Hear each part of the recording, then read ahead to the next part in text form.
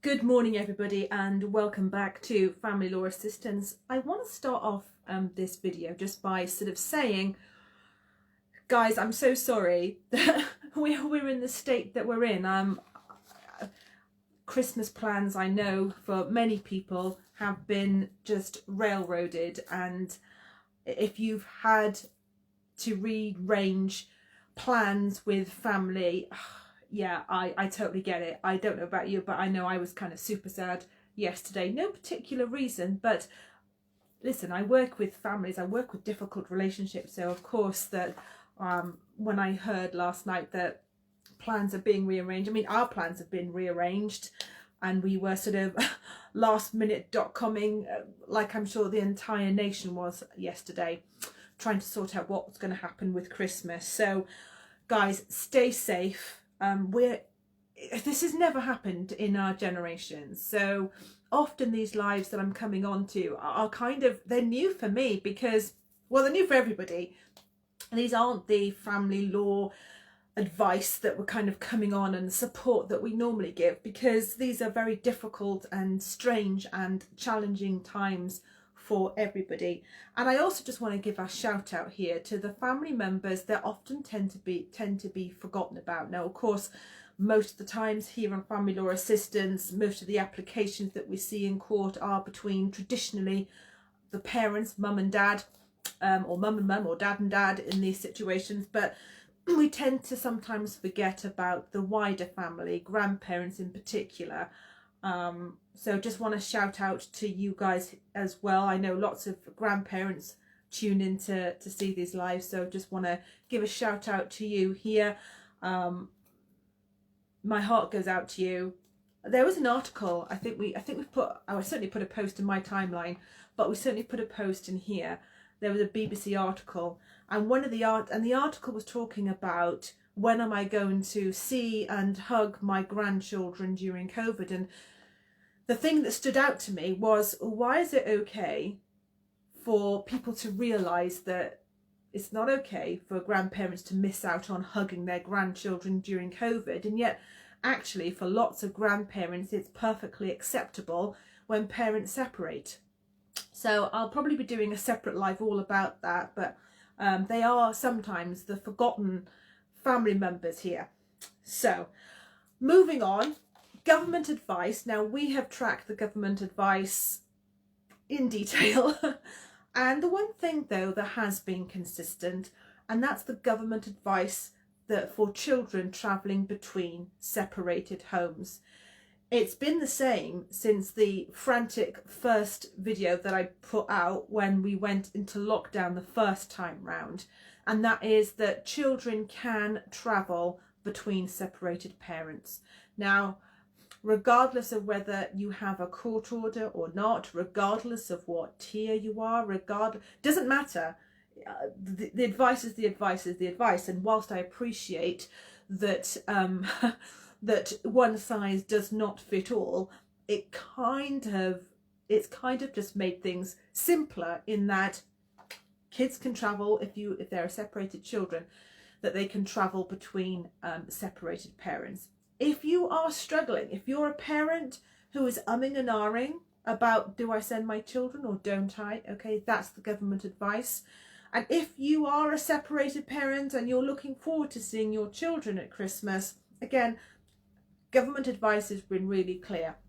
Now, there is, of course, a system put in place by the government, the family law system, that will deal with if parents can't come to an agreement. Guess what?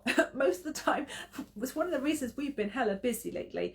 Of course, it's difficult on both sides when parents can't come to an agreement. Both parents want to be seen as though they're acting in the children's best interests. I say this all the time, but nobody likes to think of themselves as a bad guy. So this is not a case of parent one good, parent two bad. That's definitely not the case, and trust me, after 14 years doing this, you tend to find that there's much more of a grey area in that regard.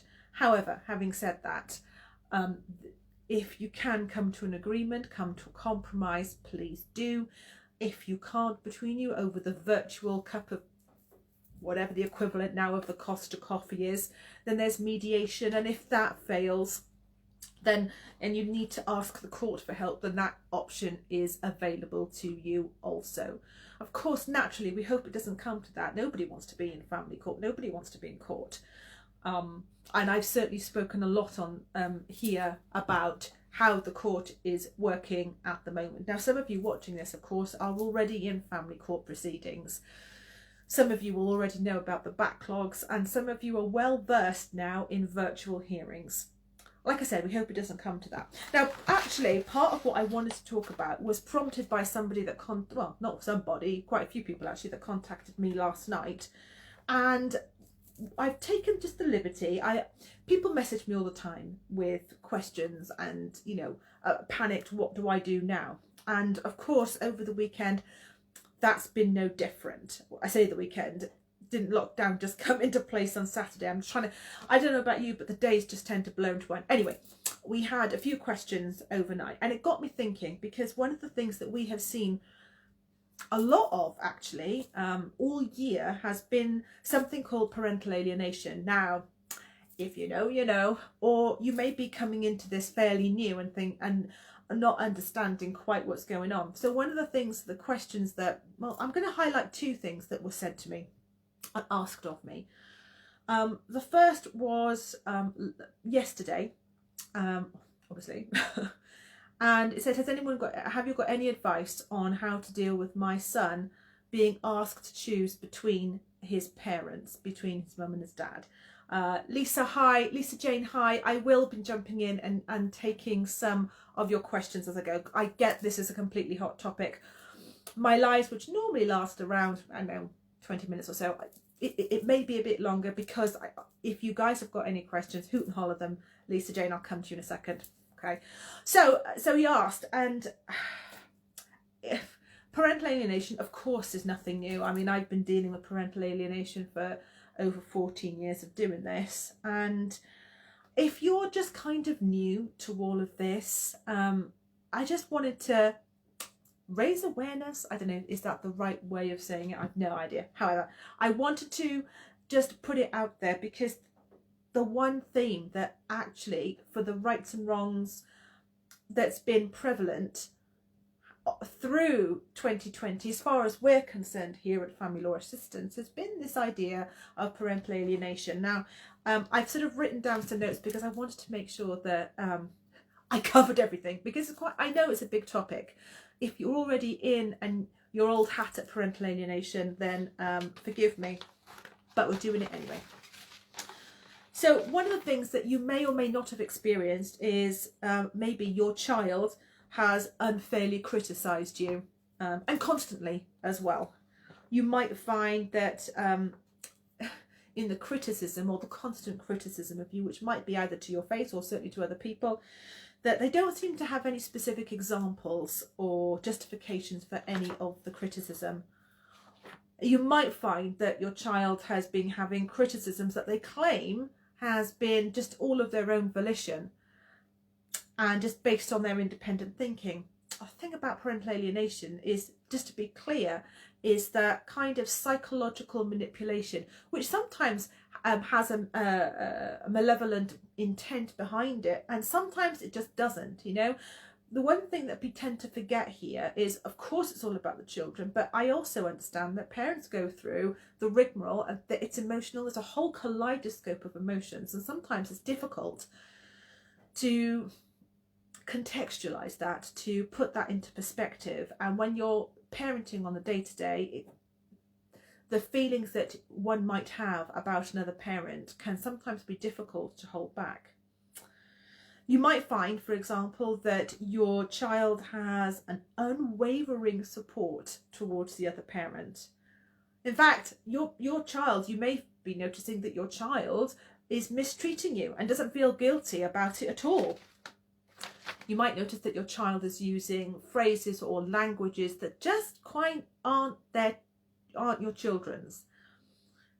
And sometimes they might be using a language and phrases that not only doesn't really fit them, but they couldn't have possibly remembered. It might have been before what the child remembers. You might find that your child has certain, not just a hatred of you, but a hatred of other members of your family as well.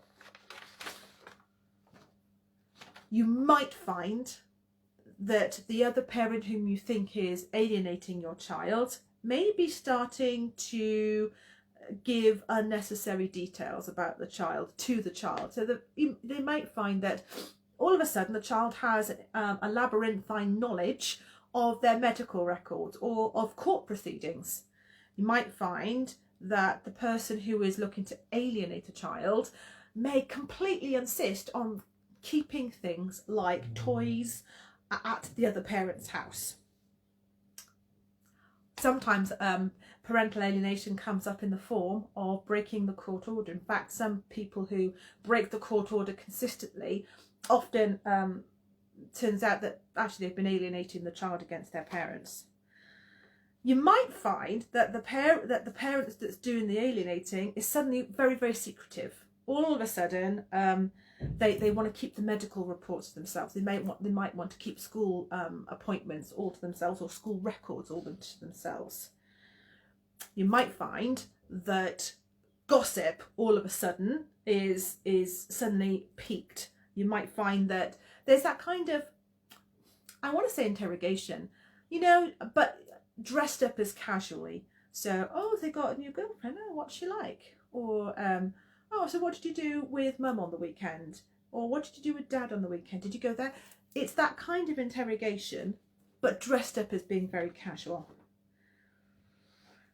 And you might find that the person that my parents doing the alienating might be finding that they're comparing one parent against the new partner. I see that quite a lot. In fact, new partners tend to be the source of quite a lot of irritation, disruption in family law.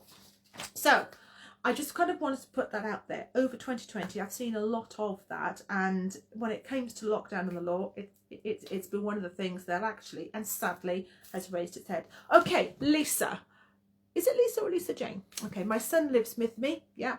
Will his son and girlfriend be allowed to come over for Christmas Day as was previously agreed by social services? But I'm worried now that as we're in tier 4, that social services will stop this. I'm trying. Oh, there we go. Will now stop this from happening. Okay. Well, first of all, Lisa Jane, I'm going to suggest that you get onto your social worker straight away. Okay. If there was already arrangement that you see your son, and that your son is allowed to see the other parent, then somehow that needs to be facilitated. If there are social services involvement, get the all clear from local authority. I have to say that the other victim of this is contact centre. So some separated parents will have